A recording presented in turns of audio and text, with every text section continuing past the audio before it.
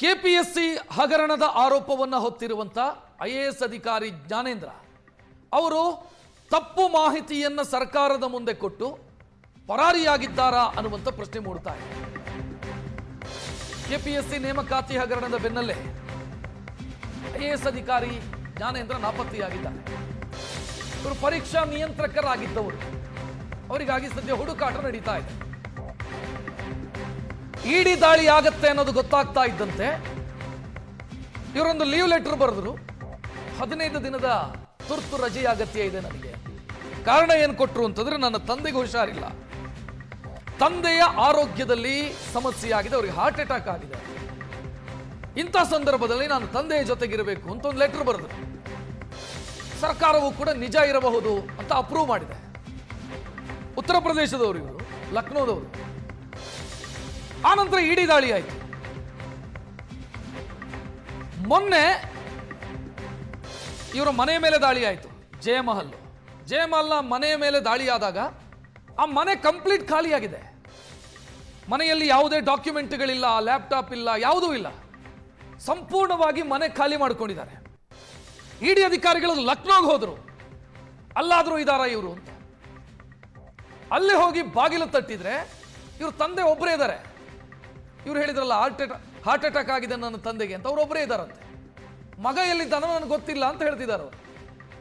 So ಅಲ್ಲಿಗೆ ಇಡಿ ಅವರಿಗೆ ಬರ್ತಾ ಇರುವಂತ ಒಂದು ಅನುಮಾನ ಅಂತಂದ್ರೆ ದಾಳಿ ಆಗತ್ತೆ ಅಂತ ಗೊತ್ತಾದ ಕಾರಣಕ್ಕಾಗಿ ಈ ಮನುಷ್ಯ ಎಸ್ಕೇಪ್ ಆಗಿರೋದು.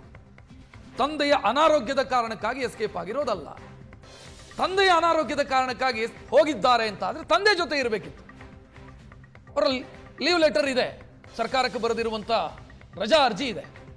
ಅದರಲ್ಲಿ ಅವರು ಉಲ್ಲೇಖ ಮಾಡಿದ್ದೆ ಅದು, ನನ್ನ ತಂದೆ ಜೊತೆ ಇರಬೇಕು ಇಂಥ ಸಂದರ್ಭದಲ್ಲಿ ತಂದೆಯ ಜೊತೆ ಇರಬೇಕಾಗಿರೋದು ಮಗನ ಕರ್ತವ್ಯ. ಬಟ್ ತಂದೆ ಜೊತೆಗಿದ್ದಾರ ಅಂತ ಕೇಳಿ ತಂದೆ ಜೊತೆಗೆ ಯಾರೋ ಒಬ್ಬ ಸಹಾಯಕ ಇದ್ದಂತೆ. ಇವರಿಲ್ಲ, ತಂದೆ ಒಬ್ಬರೇ ಇದ್ದಾರೆ. ಸೊ ಇದು ಈಗ ಅನುಮಾನ ಕಾರಣ ಆಗ್ತಾ ಇದೆ. ರೇಡ್ ಆಗ್ತಾ ಇದೆ ಅಂತ ಗೊತ್ತಾಗ್ತಾ ಇದ್ದಂತೆ ಈ ಮನುಷ್ಯ ಎಸ್ಕೇಪ್ ಆಗಿರೋದು ಅಂತ.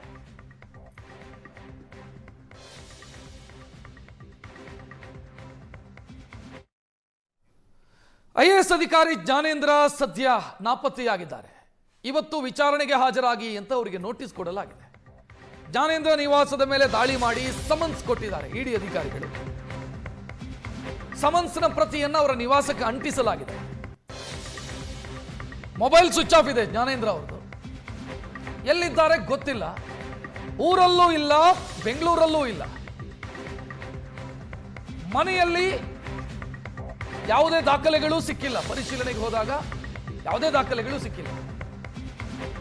ವಿಚಾರಣೆಗೆ ಬನ್ನಿ ಅಂತ ಇವರು ನೋಟಿಸ್ ಕೊಟ್ಟಿದ್ದಾರೆ. ವಿಚಾರಣೆಗೆ ಬರ್ತಾರಾ ಅಂತ ಪ್ರಶ್ನೆ ಇರೋದು.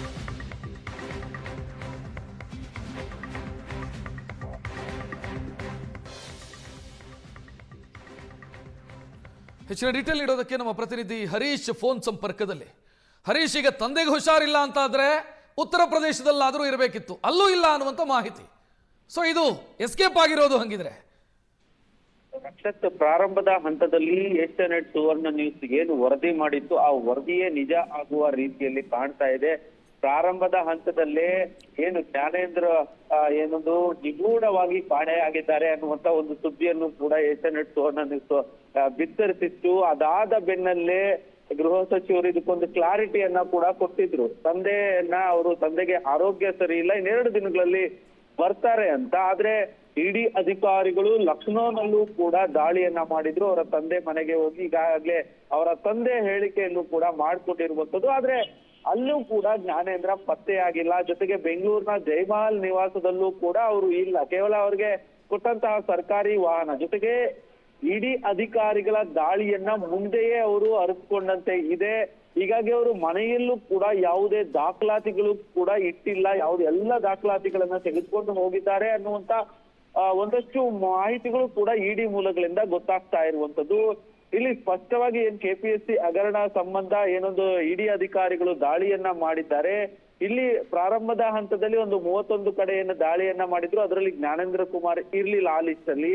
ಎರಡನೇ ಹಂತದಲ್ಲಿ ದಾಳಿ ಮಾಡೋದಕ್ಕೆ ಮುಂದಾದಾಗ ಅವರು ಅದನ್ನ ಅರಿತು ಎಸ್ಕೇಪ್ ಆಗಿರುವಂತದ್ದು ಗೊತ್ತಾಗ್ತಾ ಇರುವಂತದ್ದು. ಜೊತೆಗೆ ಇವರು ಏನ್ KPSC ಅಲ್ಲಿ ಎಕ್ಸಾಮ್ ಕಂಟ್ರೋಲರ್ ಆಗಿ ಕೂಡ ಕೆಲಸ ಮಾಡಿರ್ತಾರೆ, ಮಾರ್ಚ್ವರೆಗೂ ಕೆಲಸ ಮಾಡಿರ್ತಾರೆ. ಹೀಗಾಗಿ ಅವರನ್ನು ಕೂಡ ವಿಚಾರಣೆ ಮಾಡಬೇಕಾಗುತ್ತೆ. ಈಗ ಅವರ ಒಂದಷ್ಟು ಪಾತ್ರ ಏನಾದ್ರೂ ಕಂಡು ಬಂದ ಈ ಹಿನ್ನೆಲೆಯಲ್ಲಿ ಇಡಿ ಅಧಿಕಾರಿಗಳನ್ನು ದಾಳಿ ಮಾಡಿದ್ರು. ಆದ್ರೆ ಈಗ 2 ದಿನ ಏನ್ ಇವತ್ತು ಅವರು ಇಡಿ ಮುಂದೆ ಹಾಜರಾಗ್ಬೇಕು ಅಂತ ಹೇಳಿ ಚೆನ್ನಕೇಶವ ರಾವ್ ಅವರು ಒಂದು ನೋಟಿಸ್ ಅನ್ನು ಕೂಡ ಕೊಟ್ಟಿದ್ರು ಇಡಿ ಅಧಿಕಾರಿ. ಇವತ್ತು ಹಾಜರಾಗ್ತಾರಾ ಇಲ್ವಾ ಅನ್ನುವಂತ ಅನುಮಾನಗಳು ಕೂಡ ವ್ಯಕ್ತ ಆಗ್ತಾ ಇರುವಂತದ್ದು. ಯಾಕಂದ್ರೆ ಅವ್ರು ಎಲ್ಲೂ ಕೂಡ ಇಲ್ಲ, ಅವರ ಮೊಬೈಲ್ ಕೂಡ ಸ್ವಿಚ್ ಆಫ್ ಆಗಿದೆ. ಇದರ ನಡುವೆ ಸಾಕಷ್ಟು ಕುತೂಹಲವನ್ನ ಈ ಒಂದು ಪ್ರಕರಣ ಪಡೆದುಕೊಂಡಿರುವಂತದ್ದು. ಯಾಕಂದ್ರೆ ಜ್ಞಾನೇಂದ್ರ ಮಿಸ್ಸಿಂಗ್ ಆಗಿರುವಂತದ್ದು ಯಾಕೆ ಅನ್ನುವಂಥದ್ದು ಸಾಕಷ್ಟು ಕುತೂಹಲವನ್ನ ಪಡೆದುಕೊಂಡಿರುವಂತದ್ದು. ರಕ್ಷತ್, ಥ್ಯಾಂಕ್ ಯು ಹರೀಶ್ ಮಾಹಿತಿಗೆ.